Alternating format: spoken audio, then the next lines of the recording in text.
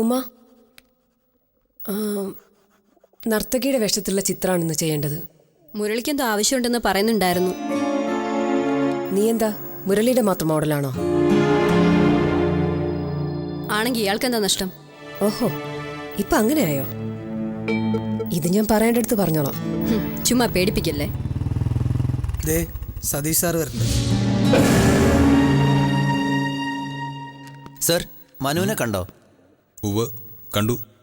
ജാമ്യത്തിൽ ഇറക്കാനുള്ള ഏർപ്പാട് ചെയ്തിട്ടുണ്ട്. Nothing to worry. ഇവിടെ ഉള്ളൊരു മനസ്സ് വെച്ചിരുന്നെങ്കിൽ ഇങ്ങനൊരു കേസ് തന്നെ ഉണ്ടാവില്ലായിരുന്നു. അത് നേരാ. ഇതിപ്പോ കൂട്ടത്തിൽ നിന്ന് കുത്തുവരുന്ന ആരറിഞ്ഞു? Please stop this nonsense. ആരോപണങ്ങൾ ഉന്നയിക്കുമ്പോൾ കാര്യങ്ങൾ ശരിക്കും പഠിച്ചിട്ട് തന്നെ വേണം. നിങ്ങൾ ഈ ചെയ്യുന്നത് തീരെ ശരിയല്ല. സർ, അത് സാറ് പറയുന്ന പോലെ അല്ല. നിർത്ത്. ഒരു കാര്യം എനിക്ക് മനസ്സിലായി. ഇവിടുത്തെ യൂണിറ്റ് തീർത്ത് നഷ്ടപ്പെട്ടിരിക്കുന്നു. അല്ലെങ്കിൽ ഇത്തരം അലിഗേഷൻസ് ഉയർന്നു വരില്ലായിരുന്നു. വെറും 6 മാസം കൊണ്ട് തീർക്കേണ്ട ഒരു പ്രോജക്റ്റിന് വേണ്ടിയാണ് നമ്മളിവിടെ കൂടിയിരിക്കുന്നത്. ഉമ, മുരളി, അനൂപ്, നിങ്ങൾക്ക് മനസ്സിലായോ? ഒറ്റ മനസ്സോടെ നിങ്ങൾ ജോലി ചെയ്തില്ലെങ്കിൽ എനിക്ക് വേറെ ആളെ നോക്കേണ്ടി വരും. You got it? Yes sir. മേലിൽ ഇത്തരം സിറ്റുവേഷൻ ഉണ്ടാവരുത്. ഉമ, എന്തു പറയുന്നു? ശരി സർ. എനിക്ക് ജോലി തുടങ്ങിക്കോളൂ.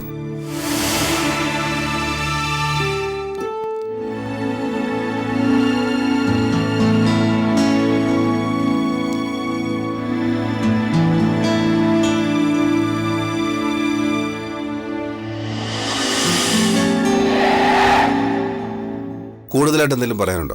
ഇല്ല സർ, അവിടെ നടന്നതെല്ലാം ഞാൻ പറഞ്ഞാണ് സർ. ഒരു കാര്യം നീ വിട്ടു. രാമുണ്ണിയുടെ ഭക്ഷണത്തിൽ നീ ഒഴിച്ച വിഷം അത് എവിടുന്ന് വാങ്ങി? ഇല്ല സർ, ഞാൻ പറഞ്ഞില്ലേ, അങ്ങനെയൊന്നും ഉണ്ടായിട്ടില്ല സർ. അതിൽ തന്നെ ഉറച്ചു നിൽക്കുകയാണല്ലേ. ശരി, ഞാൻ പറയിപ്പിച്ചോളാം. സബ് ജയിലിലേക്ക് വിട്ടേക്ക്. Okay sir. സർ വാടക വിട്ടേ.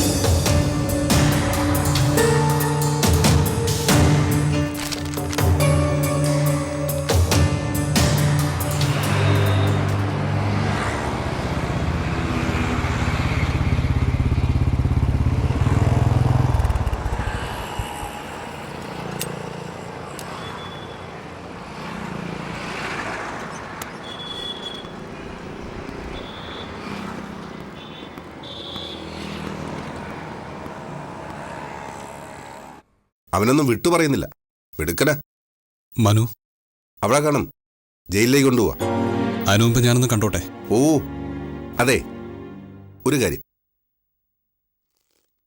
അവനിപ്പോ ചിത്രാലയത്തില് നിങ്ങളിവിടെ വർക്ക് ചെയ്യല്ലേ? അതെ. അതങ്ങ് ഒഴിവാക്കുന്ന നിങ്ങൾക്ക് നല്ലത്. അതെന്താ സർ? ഒരു കൊലക്കേസ് പ്രതി മ്യൂസിയം വർക്കിൽ ഇൻവോൾവ് ചെയ്യുന്നത് നിങ്ങൾക്ക് തന്നെ ദോഷം അല്ല. ഞാൻ പറഞ്ഞതേ ഉള്ളൂ. ഇനി നിങ്ങളുടെ ഇഷ്ടം. ശരി സർ.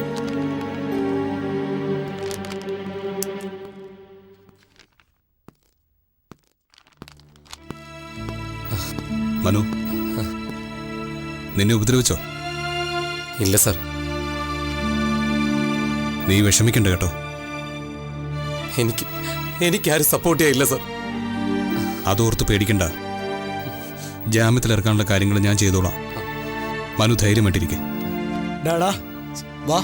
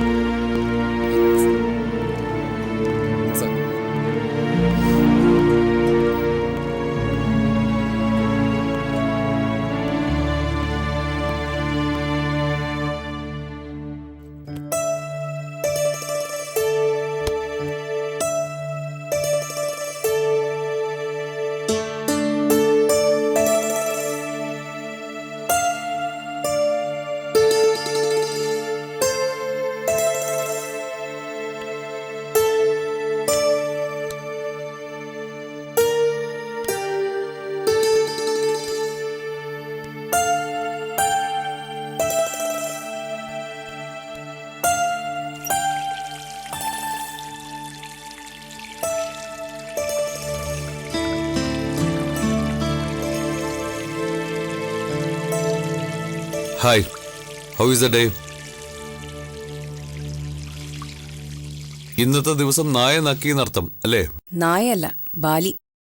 എന്താ നീ പറയുന്നത്? നിങ്ങളെന്തിനാ ആ മനുവിനെ എങ്ങനെ ദ്രോഹിക്കുന്നത്? മനു അതാര്? മനുവിനെ അറിയില്ലേ? ചിത്രാലയത്തിൽ വർക്ക് ചെയ്യുന്നേ.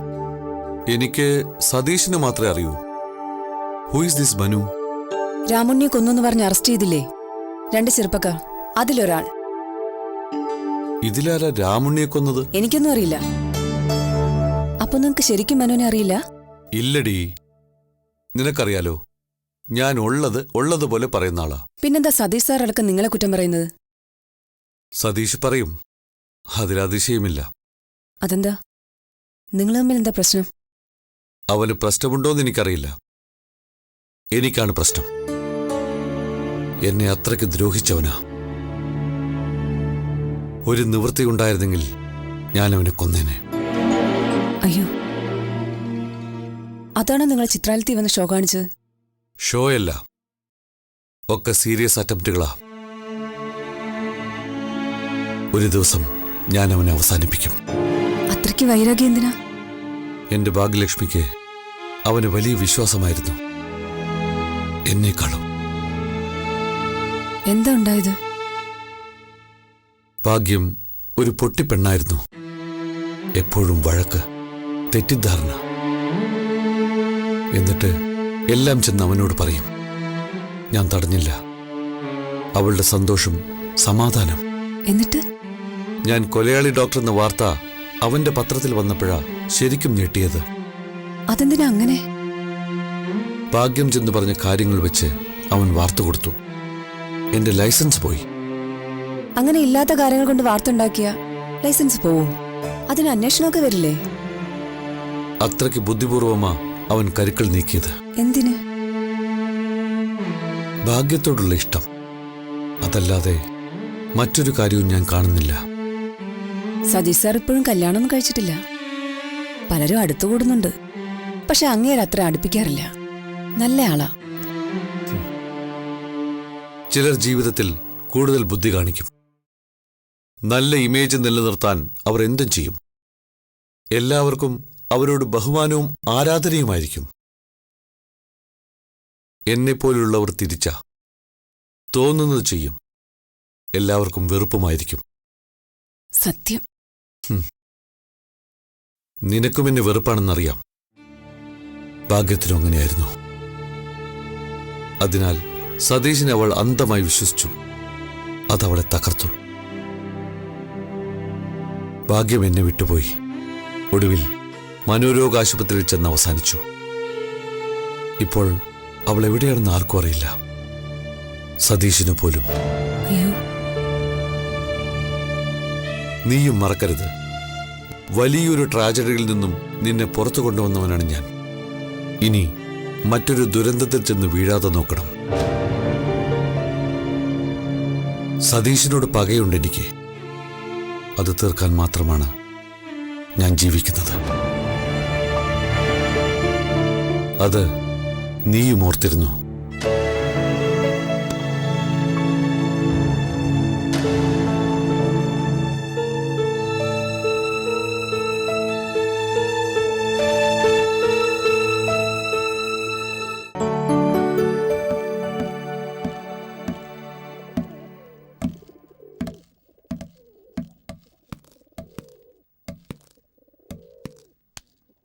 വരൂ. മുരളീകൃഷ്ണൻ ഒരു ചിത്രം കൂടി വരച്ചു അല്ലേ? അത് ഞാൻ കാണേണ്ട കാര്യമില്ലെന്ന് സതീശൻ തോന്നിയല്ലേ? ആ, സാറത് കണ്ടാൽ ഇവിടെ വെക്കണ്ടെന്ന് പറയും. എനിക്ക് ഉറപ്പാ. വെറുതെ എന്തിനാ? എന്നാലും എന്നെ ഒന്ന് കാണിക്കാമായിരുന്നു. കാണിച്ചു തരാം. വരൂ. വരൂ സർ.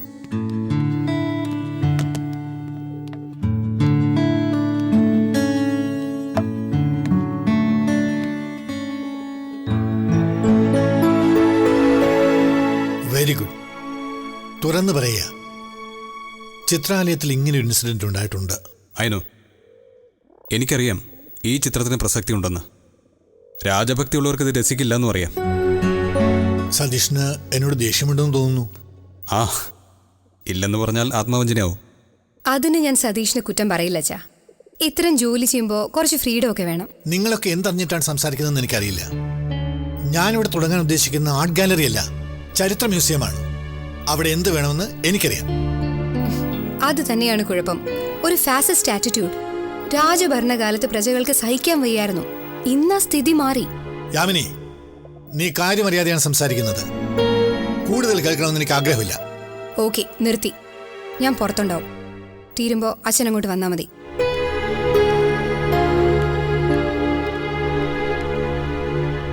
സതീഷിന്റെ അഭിപ്രായമാണ് എനിക്ക് കേൾക്കേണ്ടത്. ഞാൻ നേരത്തെ തന്നെ സാറിനോട് അത് പറഞ്ഞു കഴിഞ്ഞു. സാറിന്റെ ഈ നിലപാടിനോട് എനിക്ക് യാതൊരു യോജിപ്പുമില്ല. അപ്പോൾ ഈ ജോലി അത് ഞാൻ ഏറ്റെടുത്ത് പോയില്ലേ. പൂർത്തിയാക്കണമെന്നാണ് ആഗ്രഹം. അല്ല, പൂർത്തിയാക്കും. കോൺഫ്ലിക്റ്റോടുകൂടി മുന്നോട്ട് പോകുമ്പോൾ ബുദ്ധിമുട്ടുണ്ടാവും. ഞാൻ ജോലി ചെയ്ത പത്രം ഓഫീസുകളിലെല്ലാം അങ്ങനെയായിരുന്നു. ഇവിടെ അതുണ്ടാവില്ല എന്ന് കരുതി അതാണ് വന്നത്. നിരാശനാണെന്ന് ചുരുക്കം. No doubt. ഒന്നുകൂടി തെളിഞ്ഞ മനസ്സോട് ചിന്തിക്കൂ. മ്യൂസിയവും ആർട്ട് ഗാലറിയും രണ്ടും രണ്ടാണ്. ശരി, ഓക്കെ, ഞാൻ ഇറങ്ങുകയാണ്. വൈകിട്ട് മുരളിയോട് വീട്ടിൽ വന്നു എന്നെ കാണാൻ പറയണം. ശരി. ഓക്കെ.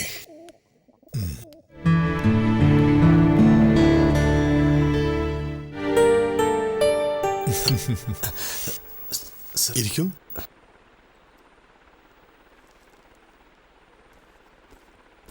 കുട്ടി ബറോഡയിലുണ്ടായിരുന്നു എന്ന് കേട്ടു. ഒത്തിരി കാലം ഉണ്ടായിരുന്നു? അതെ, ഒരു ചിത്രകാരനായിട്ടല്ല, ഒരു സ്ട്രഗിളിങ് ആർട്ടിസ്റ്റായിട്ട്. ഇരിക്കൂ. Okay sir. ചൗധരി സാറിനൊപ്പം, കുറച്ചു കാലം ഗുപ്ത സാറിനൊപ്പം, പിന്നെ മീനു സേവാഗ് മേഡത്തിനൊപ്പം എല്ലായിടത്തും ഗുരുകുല സമ്പ്രദായമായിരുന്നു. ഗുരുകുലമോ? ആ, അവരുടെ വീട്ടുപണിയും കൂടെ ചെയ്തിട്ടായിരുന്നു. ഓ, ഞാൻ വിചാരിച്ച പോലെയല്ല. കുട്ടി ജീവിതം ഒത്തിരി കണ്ടതല്ലേ. അതാണ് ഈ പെയിന്റിങ്ങിന് ഇത്ര തീവ്രത. അതൊക്കെ ഇങ്ങ് സംഭവിച്ചു പോയി. അത്ര എളിമ വേണ്ട. എനിക്ക് നിന്റെ ശൈലി ഇഷ്ടമായി. അഭിനേന്ദ്രന്റെ സ്കൂളാണെന്ന് തോന്നുന്ന ആ സ്റ്റൈലുണ്ടല്ലോ, അതാ ഗംഭീരം. അത് മനഃപൂർവ്വം ഉണ്ടാക്കിയെടുത്തതാ. ഒരു ശൈലി ഒരു വട്ടം കണ്ടാൽ നിഷ്പ്രയാസം അതേപോലെ വരയ്ക്കാൻ എനിക്ക് കഴിയും. മിടുക്കൻ. അങ്ങനെയുള്ളവരാണ് എനിക്ക് വേണ്ടത്. സാറ് പറയുന്ന പോലെ ഞാൻ വർക്ക് ചെയ്തു തരാം. എനിക്ക് നിർദ്ദേശം തന്നാൽ മതി. ഇതൊക്കെ വലിയൊരു ഭാഗ്യമല്ലേ. യാമിനി, ഇത് മുരളീകൃഷ്ണൻ, ഇത് യാമിനി, എൻ്റെ മകൾ. നമസ്കാരം. നമസ്കാരം. വായനാശീലം വല്ലതും ഉണ്ടോ? ഇക്കാലത്ത് ചോദിക്കാനേ പാടില്ല. ഉവ്വ, സതീഷ് സാറിൻ്റെ മുറിയിരിക്കുന്ന ടെക്സ്റ്റ് മുഴുവൻ ഞാൻ വായിച്ചു. അത് സാറ് പോലും തൊടാറില്ല. പക്ഷെ എനിക്കത് വരയ്ക്കാൻ നന്നായി ഹെൽപ്പ് ചെയ്യാറുണ്ട്. Very good. മറ്റുള്ളവരൊക്കെ എങ്ങനെയാ? അതിപ്പോ ഞാൻ പറഞ്ഞാൽ ചിലപ്പോൾ തെറ്റിദ്ധരിക്കാൻ ഇടയുണ്ടാവും. പുറത്തു പോയില്ല, തുറന്നു പറഞ്ഞോളൂ. കൂട്ടത്തില് മായ മാത്രമാണ് കുറച്ചെങ്കിലും വരയ്ക്കുന്നത്. പക്ഷെ അവളുടെ കെട്ടിയവനെ കൊണ്ട് വലിയ ശല്യ. സഞ്ജയ് ബാലി? അതെ, അയാളുടെ മുൻ ഭാര്യയായിട്ട് സതീഷ് സാറിന് എന്തോ അടുപ്പമുണ്ടായിരുന്നു. അതിന്റെ ദേഷ്യം എന്നൊക്കെയാ കേട്ടത്. ഓഹോ, അങ്ങനെ ഒരു കാര്യമുണ്ടോ? സർ, സോറി, ഇങ്ങനൊന്നും പറയാൻ പാടില്ലാത്തതാണ്. എന്നോട് എന്തും പറയാൻ വിളിക്കാം. മായയൊക്കെ നമ്മുടെ പ്രോജക്റ്റിന് ഹെൽപ്ഫുൾ ആണോ? എനിക്ക് സംശയമുണ്ട് സർ. പിന്നെ സാറ് നോക്കൂ, ഞാൻ പറഞ്ഞു എന്ന് മാത്രം. ഇത്തരം ഒരു പ്രോജക്റ്റ് അർഹിക്കുന്ന സീരിയസ്നെസ്സോടുകൂടി ചെയ്യാനുള്ള കഴിവ് വേറെ ആർക്കും ഇല്ലെന്ന എനിക്ക് തോന്നുന്നത്. അച്ഛാ, ഞാൻ ഇറങ്ങട്ടെ. ശരി.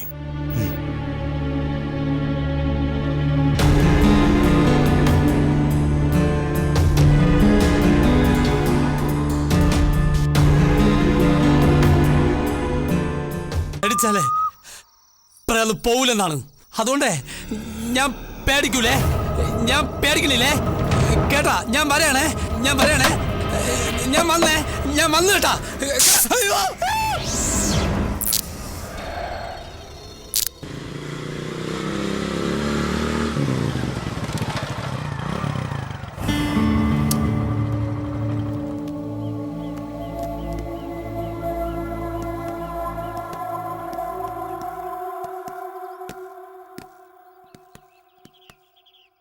എന്താ സാർ കാര്യം? എന്തെങ്കിലും പ്രശ്നമുണ്ടോ? സതീഷ്, നിങ്ങൾ നല്ലൊരു നടനാണ് കേട്ടോ. അത് പറയാതെ വയ്യ. മനസ്സിലായില്ല സർ. എന്താണെന്ന് തുറന്നു പറയൂ. അപ്പോ ഞാൻ വന്നതെന്തിനാണെന്ന് നിങ്ങൾക്ക് പിടികിട്ടിയില്ല. ഇല്ല സർ, അതല്ലേ ചോദിച്ചത്. ഞാൻ സാറിനെ വിളിച്ചിട്ടില്ല. പിന്നെ രാമുണ്ണി കേസിന്റെ കാര്യത്തിന് മറ്റാണോ? മണ്ണാൻ കട്ട. നിങ്ങൾ ഞാൻ വിചാരിച്ചതുപോലെ അല്ല കേട്ടോ. മുടിഞ്ഞ ജാടയാ. എന്ത് കാര്യത്തിനാണ് ഈ പ്രകടനമെന്നാ പിടികിട്ടാത്തത്. എന്തായാലും ഇത്തവണ നിങ്ങളെ പൊക്കിയത് തന്നെ.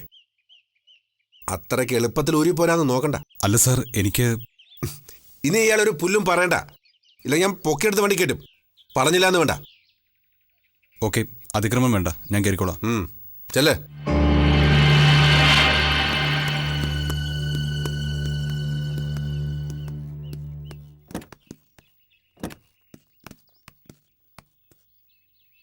വണ്ടിയെടു.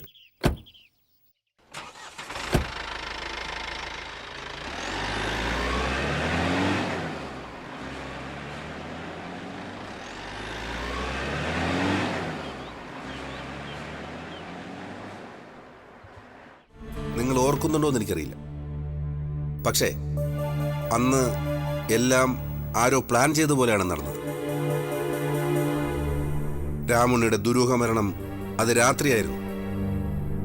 രാവിലെ ഞങ്ങളെത്തിയ നേരത്ത് തന്നെ നിങ്ങളും വന്നു.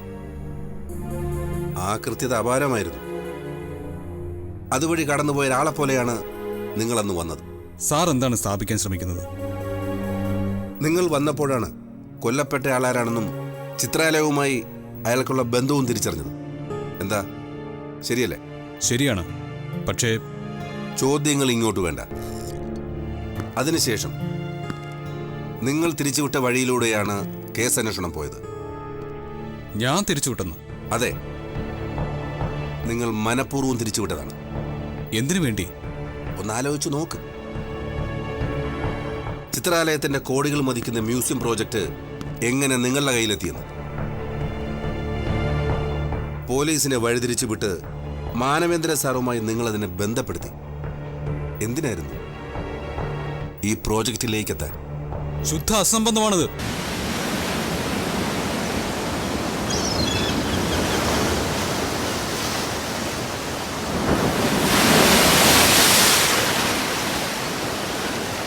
എന്താ ഇവിടെ?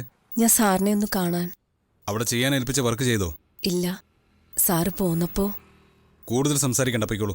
Sir please. മായ പൊയ്ക്കോളൂ, ഞാൻ വന്നോളാം. എനിക്ക് അത്യാവശ്യമായിട്ടൊരു കാര്യം പറയാനുണ്ട്, അതാ വന്നത്. ഓഫീസിലുള്ളവരെ കുറിച്ചുള്ള കുറ്റമാണെങ്കിൽ എനിക്ക് കേൾക്കണ്ട. അതല്ല സർ, വേറൊരു കാര്യ. സാറിനെതിരെ എന്തോ ഗൂഢാലോചന നടക്കുന്നുണ്ട്. ആദ്യം അവരൊക്കെ പറഞ്ഞപ്പോൾ എനിക്ക് വിശ്വാസമായില്ല. പക്ഷെ ഇപ്പോ സാറിനെ ഇങ്ങനെ ട്രാപ്പ് ചെയ്യുന്നതിൽ സഞ്ജയ് ബാലിക്ക് കാര്യമായ പങ്കുണ്ട്. അവർ ചുമ്മാ ഊഹിച്ചു പറയുന്നതാണെങ്കിലും അത് സത്യമുണ്ട്. ഇപ്പൊ എന്താ അങ്ങനെ തോന്നാൻ കാര്യം? കഴിഞ്ഞ രാത്രി എസ് ഐ രാംമോഹനും മറ്റു ചിലരും വീട്ടിൽ വന്നിരുന്നു. അവർ സാറിനെ കുറിച്ചാണ് സംസാരിച്ചുകൊണ്ടിരുന്നത്. എന്ത്? ആ നേരത്തെ എനിക്കൊരു അബദ്ധം പറ്റി. പറയുന്നത് ശരിക്കും കേൾക്കാൻ വേണ്ടി അവർക്കുള്ള ഡ്രിങ്ക്സുമായിട്ട് ഞാൻ അടുത്തേക്ക് ചെന്നു. അതോടെ അവർ സംസാരം നിർത്തി. ഓ. ഞാൻ അവിടുന്ന് പെട്ടെന്ന് മാറിയെങ്കിലും അവർ പിന്നെ ബാലയുടെ സ്റ്റഡിയിൽ കയറി വാതിലടിച്ച് സംസാരിക്കാൻ തുടങ്ങി. അവർക്ക് എന്നെ സംശയമുണ്ട്. ബാലയുടെ സ്റ്റഡിയിലിരുന്ന് സംസാരിച്ച പിന്നെ ക്ലിയറായി ഒന്നും കേൾക്കാനാവില്ല. എന്താണ് അവർ പറഞ്ഞത്? ചിത്രാലയത്തെക്കുറിച്ചും സാറിനെക്കുറിച്ചും മാത്രമാണ് പറഞ്ഞത്. അത് നല്ല തീർച്ചയാണ്. അതൊരു ഗൂഢാലോചനയാണ്. I am sure. ബാലയാണ് ചരട് വലിക്കുന്നതെന്ന് എനിക്ക് തീർച്ചയാണ്. അയാൾക്ക് അത്ര വെറുപ്പാണ് സാറിനോട്. മായോടത് പറഞ്ഞിട്ടുണ്ടോ? അങ്ങനെ സ്പെസിഫിക് ആയിട്ടില്ലെങ്കിലും കുറച്ചൊക്കെ. ബാലിയുടെ ജീവിതം തകർത്തവനാണ് സാറെന്നൊക്കെ. ചിത്രാലയത്തിൽ ഇനി പോകരുതെന്നും പറഞ്ഞു. എന്നിട്ട് ഇപ്പൊ എനിക്കുള്ള ഏക സന്തോഷം അത് മാത്രമാണ്. എനിക്കത് നിർത്താനാവില്ല. ഒരു ദിവസം അയാളെന്നെ മുറിയിൽ പൂട്ടിയിട്ടു. ഓ, അത് ശരി. നിനക്ക് അയാൾ ഇഷ്ടമാണോ? ഇല്ല, വെറുപ്പാ. പിന്നെ ഇതിനെ കൂടെ കഴിയുന്നത്? വിട്ടുപോയിക്കൂടെ? എനിക്ക് വേറെ നിവൃത്തിയില്ല. പിന്നെ കടപ്പാട്. വലിയൊരു ദുരന്തത്തിൽ നിന്നാണ് അയാൾ കൈപിടിച്ച് കയറ്റിയത്. ഓ. ആർക്കും മനസ്സിലാവില്ല. അതാണ് എൻ്റെ അവസ്ഥ. ഒരിക്കൽ ഞാനല്ല സാറിനോട് പറയാം.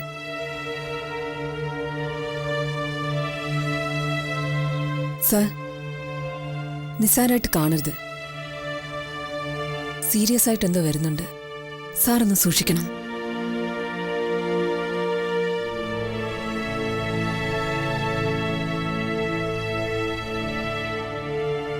മായ ഇറങ്ങുന്നില്ലേ? ഇന്ന് ബാലിയില്ലാത്ത ദിവസം. വീട്ടിൽ ചെന്ന് കുറച്ച് റെസ്റ്റ് എടുക്കണം. തീരെ മനസ്സുഖമില്ല. ഇതൊക്കെ ഓരോരുത്തരുടെ ചോയ്സാണ്. മായയ്ക്ക് ബാലി ഇല്ലാതെയും ജീവിക്കാം, തനിയെ ജോലി ചെയ്ത്. ജോലി ചെയ്യാൻ തയ്യാറാ, പക്ഷെ തനിയെ പറ്റില്ല. എനിക്ക് മനസ്സെടുപ്പുള്ള കൂട്ടുവേണം. അത് കണ്ടെത്തിയാൽ മതിയല്ലോ. കണ്ടെത്തി. പക്ഷെ അയാൾ അറിഞ്ഞ ഭാവം നടിക്കുന്നില്ല. മായ ആരാ ഉദ്ദേശിച്ചത്? സാറിന് അതിനിയും മനസ്സിലായില്ലേ? അതോ നടിക്കുകയാണോ? മായേ, ഒരുപാട് പെയിൻ എടുത്തിട്ടാണ് ഞാൻ തനിയെ ജീവിക്കുന്നത്. എനിക്ക് മറ്റൊരാളുമായി ജീവിതം ഷെയർ ചെയ്യാൻ പറ്റില്ല. ഈ ലൈഫിൽ ഞാൻ വളരെ ഹാപ്പിയാണ്. ആ ശീലവിനെ മാറ്റാനുമാവില്ല. ഞാനത് വിശ്വസിക്കില്ല. എനിക്കെന്ത് ചെയ്യാൻ പറ്റും? അതാണ് നിന്റെ ചോയ്സ്. ജോലിക്ക് കയറുന്നില്ലെങ്കിൽ നേരം കളയാതെ പൊയ്ക്കോളൂ. അപ്പോഴേക്കും മടുത്തോ? ശരി, ഞാൻ പോയേക്കാം. സർ, എനിക്കറിയാം സാർ കല്യാണം കഴിക്കാത്തതിന്റെ ശരിയായ കാരണം. ഭാഗ്യലക്ഷ്മി ചേച്ചിയല്ലേ?